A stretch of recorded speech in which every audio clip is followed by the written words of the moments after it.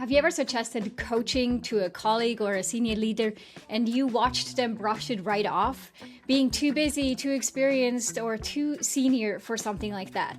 Or to be honest, maybe you've done it yourself.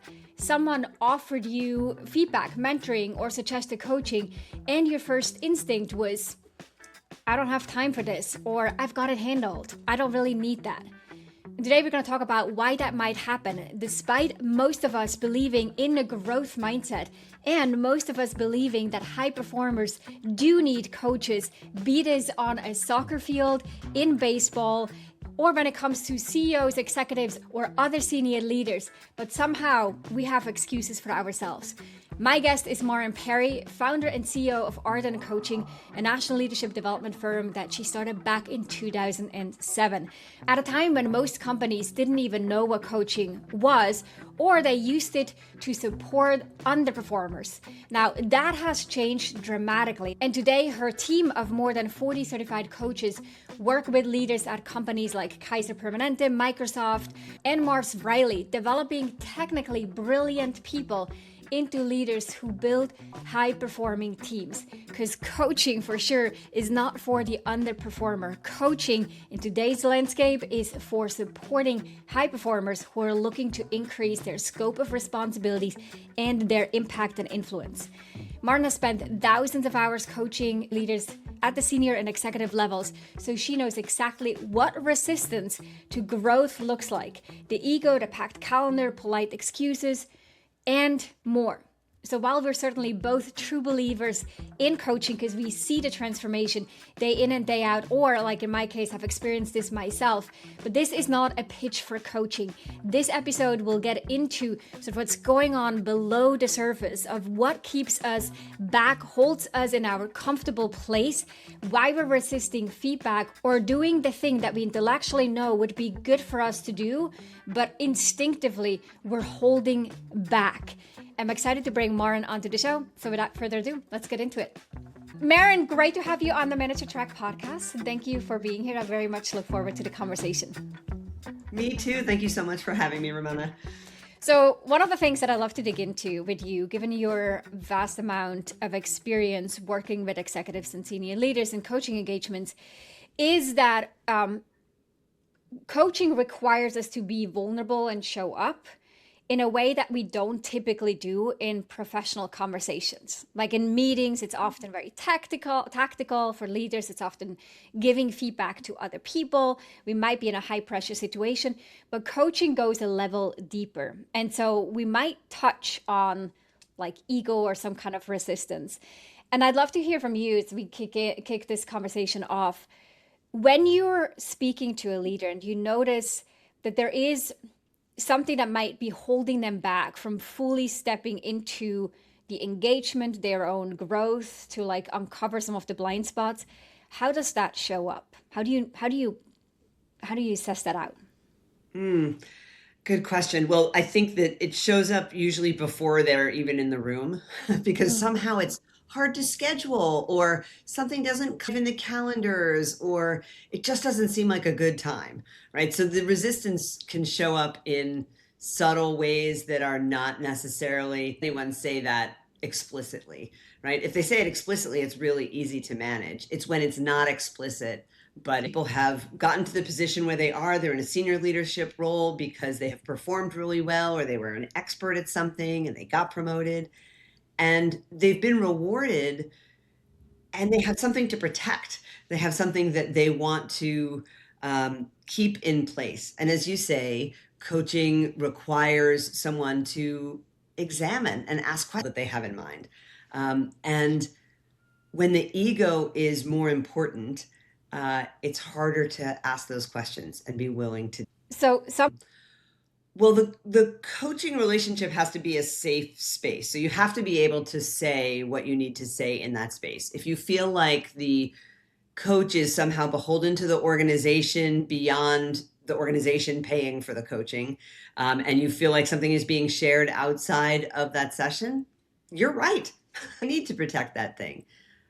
But that's a bad setup for coaching. That's a structural challenge. That's about the And so if you take it even beyond coaching, thank you for being here. I very much look forward to the conversation. Me too. Thank you so much for having me, Ramona. Your vast amount of experience working with executives and senior leaders in coaching engagements is that coaching requires us to be vulnerable in a way that we don't typically do in professional conversations. Like in meetings, it's often very tactical. For leaders, it's often giving feedback to other people. We might be in a high pressure situation, but coaching goes a level deeper. And so we might touch on like ego or some kind of resistance. And I'd love to hear from you as we kick this conversation off. When you're speaking to a leader and you notice that there is something that might be holding them back from fully stepping into the engagement, their own growth, to like uncover some of the blind spots, how does that show up? How do you assess that out? Good question. Well, I think that it shows up usually before they're even in the room because somehow it's hard to schedule or something doesn't kind of jive in the calendars or it just doesn't seem like a good time, right? So the resistance can show up in subtle ways that are not necessarily, you know what, I don't really want to do this. Rarely does anyone say that explicitly, right? If they say it explicitly, it's really easy to manage. It's when it's not explicit but it's subtle that it's harder to deal with. I think it shows up in resistance based in ego, where people have gotten to the position where they are, they're in a senior leadership role because they have performed really well or they were an expert at something and they got promoted and they've been rewarded and they have something to protect. They have something that they want to keep in place. And as you say, coaching requires someone to examine and ask questions and be willing to look at what is working and also what is not working in service of that goal that they have in mind. And when the ego is more important, it's harder to ask those questions and be willing to dive in. So someone who would hear that and say like, yeah, I get that it's my ego to protect something, but I'm also objectively really protecting something. Like I know that it's my ego, but yes, losing control here could actually get me fired or eliminated. Mm.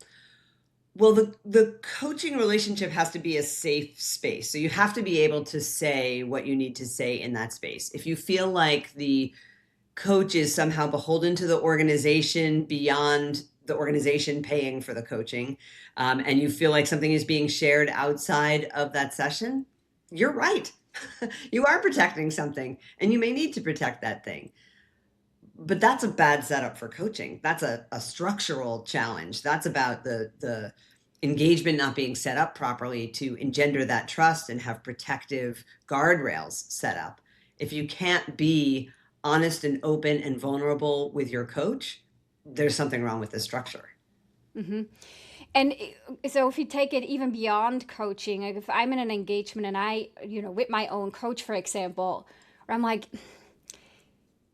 I'm getting pushed out of my comfort zone in this coaching engagement or this coaching session. And then I feel like if I actually lean into this and I do the changes that are asked of me to do, then I might lose something. I was reading something today that said you have to let go of the life that was in order to live into the life that will be. There are many versions of this, right? You have to leave one shore to get to the other. You have to let go of one trapeze rung to fly and get to the other.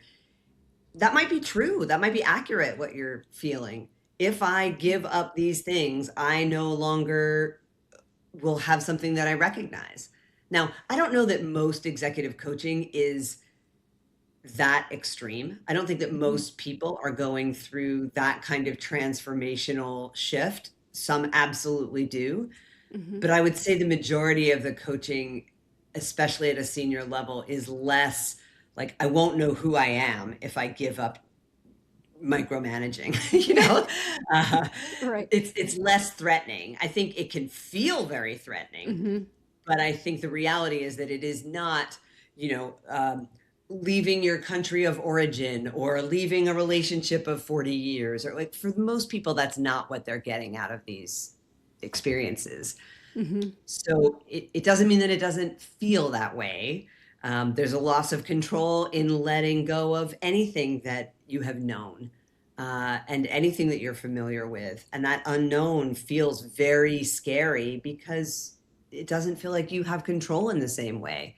Our habits are developed to keep us in the familiar and the safe and the known, and something where we feel protected. Mm-hmm. And giving that up on purpose is a really courageous act. How do you help someone to go through something like this? Like, Mm. let's just assume they are, scheduling it, they're showing up, we're getting through that first They made it to hurdle. the starting line, yeah. Right. And now we're in the conversation, and I'm really talking here, and I said this in an introduction as well. I don't want to restrict this conversation to like, are you engaged in coaching or not?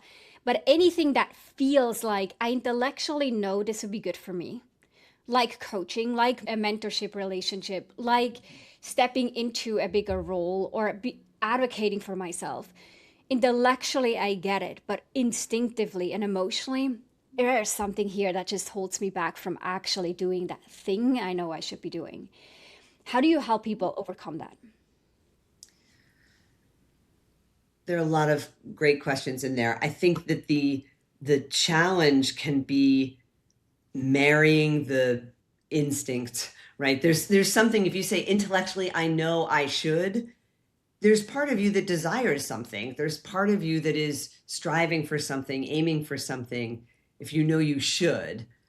Uh, and then there's an emotional reaction to that that is maybe resistant or slow or scared. Um, and I think you have to explore both sides. First of all, what is it that you think you should be doing and why? Is that really driven by you, or is that driven by someone else or someone telling you, or something you said when you were in college that no longer holds true for you today and the person that you are? Or is it something that is truly a goal for you?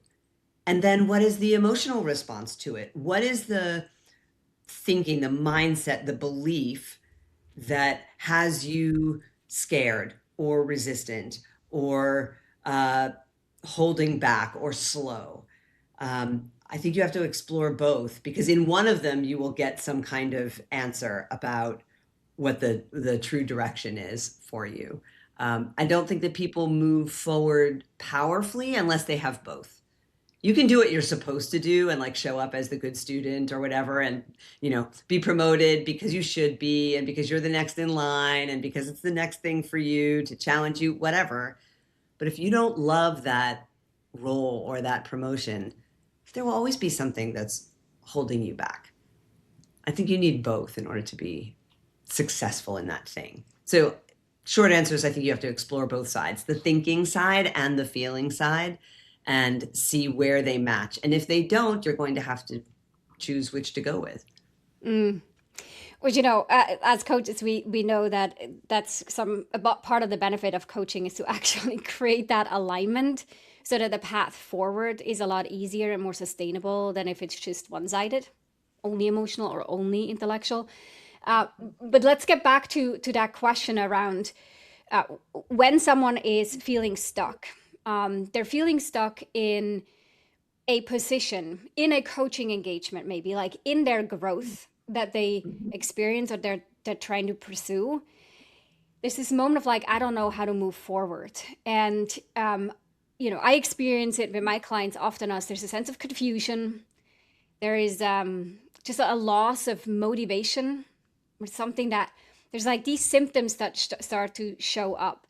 Can you share an example or talk a little bit about how you experience this with your clients of what are the symptoms of feeling stuck?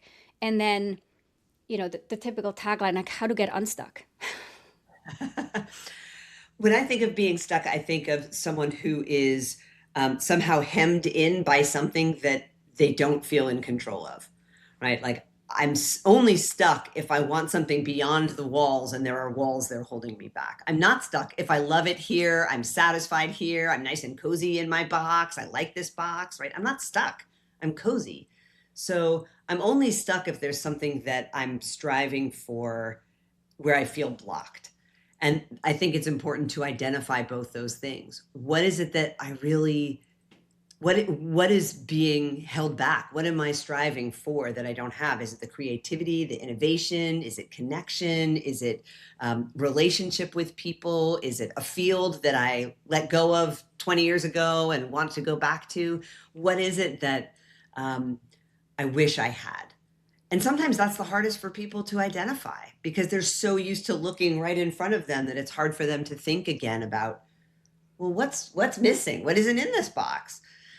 So I think striving, that thing that you're striving for is important. And then identifying what the walls are, what is holding you back. Now, as coaches, of course, we say, look, you want to take responsibility for everything that you have created. But I think that people don't feel like they are owning everything they have created if they feel stuck. There's something that they feel is outside of them holding them back. Like there's someone ahead of me in the promotion line. There are no roles in my company. There's nothing in this department for me anymore. I've done everything here that there is for me to do. I've accomplished what I want to accomplish here. My benefits package isn't growing any, like, whatever the thing is, there's something that is no longer meeting a need and feels like it's trapping you. So I think identifying both of those things.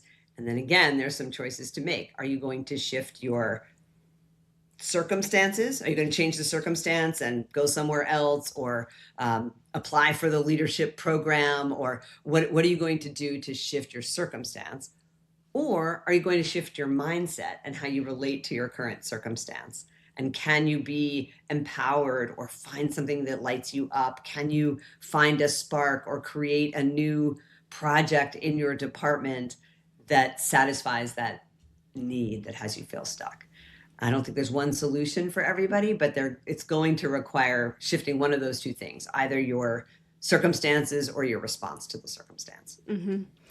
Which is interesting because you talk about like, what is that thing that sparks you, which I find often we're kind of, when we feel stuck, that we lose clarity on what that is that gives us typically the spark. Because when we start to see like, actually it's human connection, it's collaboration, and then we ask that question of like, how can you, even within the circumstances, how can you create more of those things? Sometimes not to create massive change, but to create a sense of agency. Like, oh, you're right, there are things that I can do that are within my control, even while I am in this role that I maybe no longer want to be in. Yeah, I mean, we with our clients, we often do values exercises and identifying what's most important to them, or key experiences. Sometimes when you've lost touch of what that thing is that drives you, you have to go back a little bit and say, what are the things, where did I feel most alive? Where did I feel most purposeful? Where did I feel most driven? Where did I feel that thing that I don't have right now that I'd like, that spark? And identifying what some of the core elements of those experiences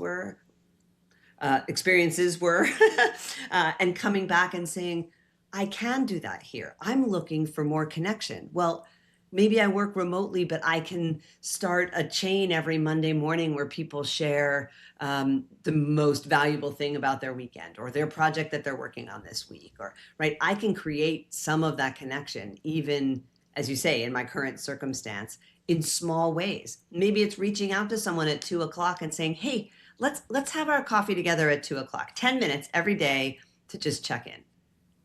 And you don't have to be in a leadership role to do that. That can be anybody. Mm-hmm. But creating those little moments of the thing that you value can make a huge shift in your experience of the same job and the same team and the same company. Mm-hmm. Now let's talk about something related. We talked about it earlier a little bit around time and scheduling and making time for those things, which boils down to the degree of like, what do you prioritize? But even the question of what do you prioritize is a bit deeper than that. So if we peel the onion here and we go back to the calendar and what that looks like and what's underneath of it, and not just in coaching, like making time for coaching or a leadership development training or attending a workshop that the company offers for you for free or a networking event. when, I used to be the ones like, no, I gotta get through my to-do list. I can't leave early and join the happy hour. Like, what am I doing? It seems so rational in the We've all moment. felt that. But in retrospect, it's like, what was that to do even? I have no idea. Um, it's or when we're trying to work with people who seem to under prioritize what is a priority to us, and we're trying to wonder, be this a direct report or a coworker, what is actually going on? Why are they not doing what seems so obvious for me to do? What's Are you talking underneath about that? developmental things like the networking and that, or do you mean why are Or they even not working on projects, the project I find most important? both or either. Hmm. Well, why are they not working on the project I, as their boss, find most important? That's on me for not communicating my priorities well, most likely, or maybe not taking something off their plate that would allow them the time to focus on that thing. But I have to ask them why, right? I have to go to them and have a conversation about this is the project that's most important this quarter. This is what we agreed to in terms of the milestones, but I don't see that project moving forward. What's in the way? And letting them say, oh, well, I'm going to all the networking events, and so I missed it. Or I'm working on these other projects for some other leader, and it's a conflict of time. Right? You don't know what they're going to share, but having that open conversation, I think, as the leader, is up to me if they're not meeting those priorities. In terms of prioritizing growth, I think that it's a continual challenge. The world moves so fast. I have seen in the last 2 years more pressure and more time pressure than ever before. And I didn't think that was possible because people were already moving so fast. But AI has sped that up, manyfold. And I feel like people are really pressured to do the work, that there is so much on their desks that they cannot kind of wade through. But we know that important but not urgent quadrant is always the key to success. And those are the things that a lot of us, let go by the wayside. But that's where the most important long-term work happens. That's where priorities live, is important but not urgent. It's not the email that's popping up in my inbox right now. That's urgent but not important. But can I focus and shut out all the other stimuli so I can take whatever I need, an hour and a half, 2 hours in the morning when my, prefrontal cortex is most online, and I can devote the time to that, strategic initiative? Can I honor that block in my calendar that says that's what I'm going to work on right now? And I think most of us are bad at honoring that time block. We kind of let the emails go into the first half hour of it, and then we go up and get another cup of coffee, and we come back, and someone has urgently reached out with something, and we respond to that, and we don't focus on the thing that we say is going to move the needle on our long-term priorities. And I think that's about honoring our commitment to ourselves. I will admit I am bad at this. I see lunch show up in my calendar and I go over it, right? I respond to that last email. I, have a conversation with my team. I eat into, ironically, my own lunchtime, taking care of those things, because I'm not honoring what I said in my calendar was important time, which is feed your body and your mind so you can do the rest of your work. So kind of a little bit of a circular thing here, but I really think that honoring our own calendars and what we have set aside for ourselves, whether that is going to the gym or eating lunch or a specific project that we've committed to, if we can honor those things in the same way we would honor showing up for someone else's meeting and someone else's appointment and something else that someone put on our calendars for us, that's the key to that successful, important, but not urgent priority. If I was a coaching client to you and I said, I know I should have, that time block, the 2 hours every week to work on my longer term goal, write the book, that it's been on my desk for like 3 years. Uh, Yeah, yeah. Whatever that might be. And I say, this is it. I need, but I'm not honoring it. And I know I should. You'd quickly figure out like, oh, there's something underneath, like something underneath why this prioritization isn't happening. How do you get to that? Like for people who intellectually follow along and say like, yeah, I get that, but I'm still not doing it. And I see this, in executive presence trainings a lot where the prep is key to meetings, the prep to not just what I'm going to say, but how I'm going to say it. Intellectually, we get all those things. There's more people in the room. But then the follow through is the other question. What are some tools or ways to really identify how to create that alignment and then help someone execute in that alignment? So I think there are two different directions to go. One is identifying what's underneath, as you pointed out, right? First of all, what's important about writing the book? Why do I want to write the book? Really remembering, getting present to why I want to write the book and getting back to that goal. Then looking at what's in the way. What do you say is in the way? Some people may say, I don't think I deserve to write that book, right? That's a mindset thing that's in the way. Then there's I just don't like to write at 8 a.m. I like to write at 6 and I'm busy at 6 because I have my kid's soccer game or whatever. So there are logistical things in the way. So you can approach it from that standpoint. And at some point, sometimes we just need what we call structures sufficient to our resistance. So if that's writing the book and you know that your best time is 10 in the morning to write the book, that's your time. That's your most inspired time. It's when you feel most like writing the book, even though you don't. What structure do you need to put in place that is sufficient to overcome that resistance that you have after you've done the other work of looking at, what is important about the book and what's in the way? Do you need an alarm clock? Do you need someone to sit next to you and say, now it's time to write the book? Do you need to write with a buddy every day so that you have someone who's counting on you to be there? Do you need a beautiful notebook instead of trying to do it on the computer? Do you need a special computer that's separate, that is not your work computer? Do you need to sit outside? Like, what is the thing that will have you overcome that resistance? This is the equivalent of like setting out your gym clothes the night before so that you aren't saying, well, I don't have anything to wear. Nothing's clean. I don't want to go to the gym. Right? What you actually need to do it to when you are inspired in that moment, what can you think of to put in place that will have you present to that at 10 in the morning where you say that's your writing time? Because sometimes you just need the structures. It's not going to be driven from the inside. It's going to be someone standing over you to say, now's the time. Nope, put that away. Nope, this is the time. But it's driven by you because you set those parameters. Mm-hmm.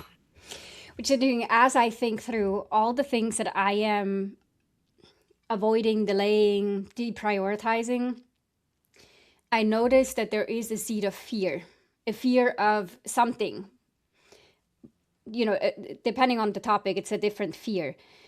And so it makes me wonder when in your work with senior leaders, executives, people who are successful in their work, who've demonstrated courage, guts, right, who persevering, who resilient, how does fear show up in things that are holding them back or getting in their way?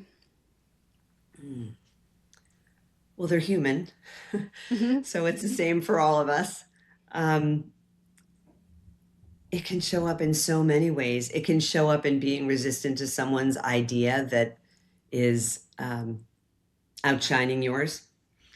It can show up in scheduling yourself so back to back that you don't have time for the things that make you feel vulnerable. It can be allowing yourself to burn out because you just can't anymore. And then there's the day-to-day fears of, I don't want to fire that person. I've known that person for 10 years. I don't want to fire that person. It's right for the company. They don't fit here anymore. That's my job. But I just don't want to. Right? It's a human reaction, I think, to not want to do the hard things. And many leaders I think, are great at their jobs because they have a way to overcome that. They have a way to say, I am going to fire that person. I don't want to, but I know it's the right choice. And so it's my job to do it with kindness and with clarity.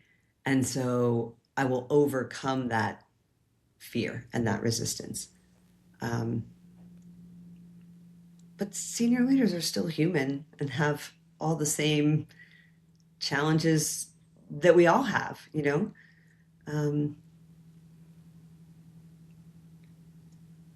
I don't know that there's one place that it shows up.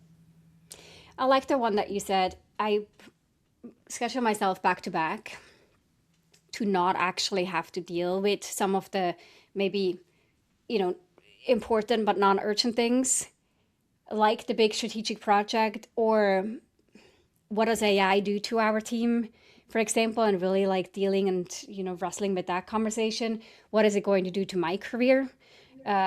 Or personal questions of like, what am I taking ownership of? What's my part in this conflict or in this underperformer, or situation with an underperformer?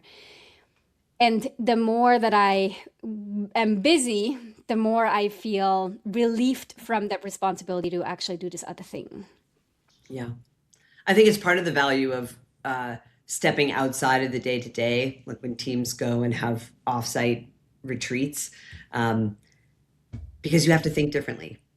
You are not faced with the day in, day out over scheduling, and you actually get a separate time for that.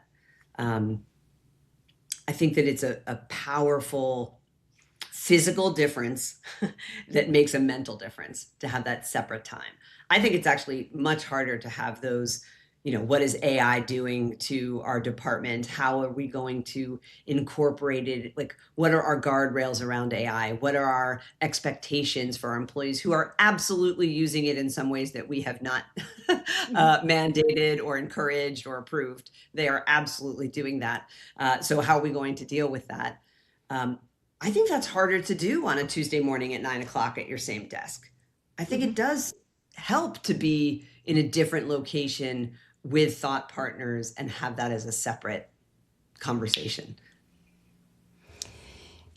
Before you bringing it kind of back to, you made that really important statement, understanding that that box of the non-urgent but important is really the box that leads to success and will help you get elevated. And sometimes we don't quite see it because we feel like, whoa, but I'm in the wheel of things, I can't just Right. stop or not do the things.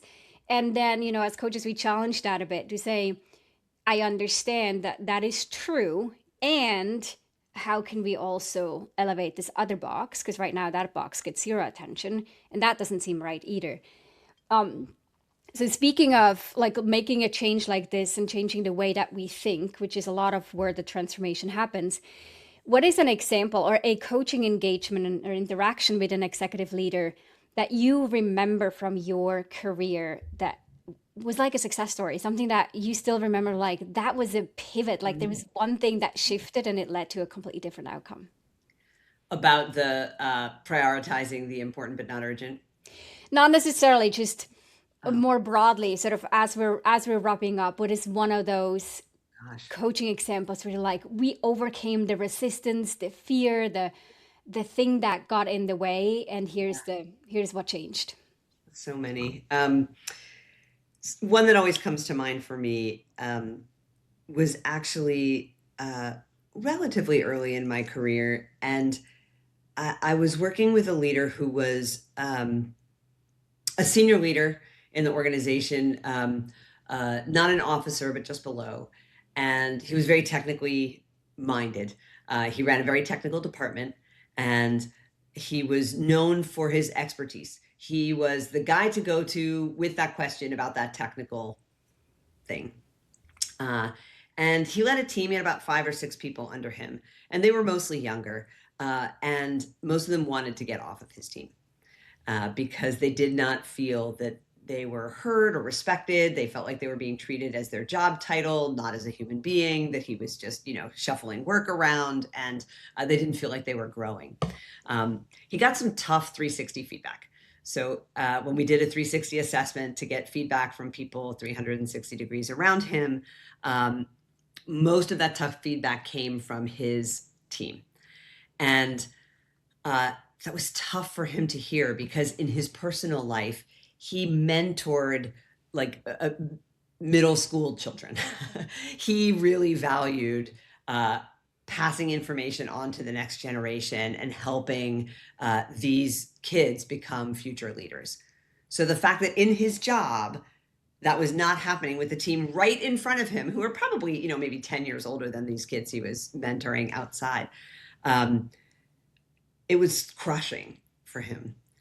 But through getting that feedback and being able to see it objectively in front of him, he created a project for himself to shift that interpretation of his leadership, to shift his relationship with that team. And not only did he do that, but over the coming years, the program that he created has turned into a mentoring program throughout the company and throughout the industry, amongst other companies that have brought people together to cross-pollinate and mentor these younger future leaders. And that to me is such an example of courage in coaching and what it takes to really look in the mirror and say, what am I doing that has that succeed or fail? What am I doing? How can I shift that? And I so admire him, because I feel like he really took that to heart and went far beyond anything that I would have expected him to do. And I'm so grateful that he's kept in touch enough to tell me the iterations of the program as it keeps going, and he's getting close to retirement. So it's a huge success story. And I love that example of what coaching can be when clients are courageous. And a beautiful example. And I'd imagine, I don't know if true, but I'd imagine that it started with that vulnerable look at the feedback, right? The openness to say, not defend and explain, but saying like, what am I learning from this? And then redefining in his own head first what leadership meant. Because it sounds like he had a different definition of his leadership in the community than he did of his leadership at work. He just didn't see it. He hadn't articulated it. He didn't know what he was doing. He was it was this thing, right? Like thing behind your head that you can't see. He was just blind to it. He didn't realize it, because when he saw it, I can't say there wasn't any resistance to the feedback initially. But when he saw it, it was painful. It was painful for him, because it didn't match who he saw himself to be elsewhere. And so seeing what other people were reporting at work felt like a real disconnect that he had to align, back to our previous point. But he did the work. It was not easy. And in telling the story in 20 seconds, it sounds like it's a really easy thing, but that's months and months of discomfort. And it's really to his credit that he did that work. Beautiful. Beautiful example of what staying in a coaching engagement, right, and working through this, not alone, but with someone who's sort of guiding through the process, what that can unlock. And so speaking of that, Maren, tell us a little bit about the work that you and your organization do and where to learn more. Oh, sure. So Arden Coaching, ARDEN Coaching. I started the company 20 years ago when no one knew what coaching was. People would confuse what I was doing for soccer practice or something. They didn't know what executive coaching meant. It's certainly evolved over the last 20 years.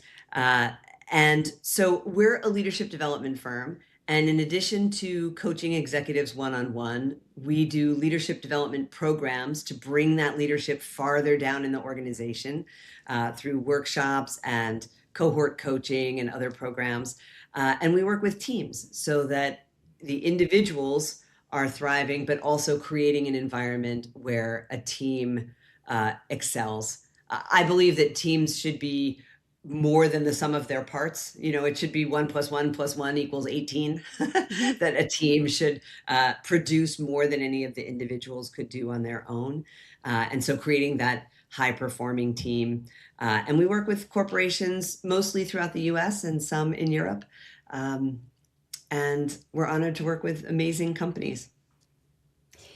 Thank you. And we'll definitely put a link to additional resources and your LinkedIn as well as the website into the show notes. So to learn more about Maren, please go check that out. Maren, thank you so much for being on the Manager Track podcast and kind of digging into a bit of the underbelly of coaching and what that looks like when it comes to like personal, professional transformation or change and what that requires of us. Thank you, Ramona. It's a pleasure to be here. People can find me on LinkedIn, Maren Perry. And if you go to ardencoaching.com/podcast, there'll be special items there for your listeners. Awesome. We'll definitely post that as well. Thank you, Maren. Thank you so much. What a wonderful conversation. If you enjoyed this episode, then check out 2 other awesome resources to help you become a leader people love to work with. This includes a free masterclass on how to successfully lead as a new manager. Check it out at arcova.org/masterclass. The second resource is my best-selling book, The Confident and Competent New Manager: How to Quickly Rise to Success in Your First Leadership Role. Check it out at arcova.org/books or head on over to Amazon and grab your copy there.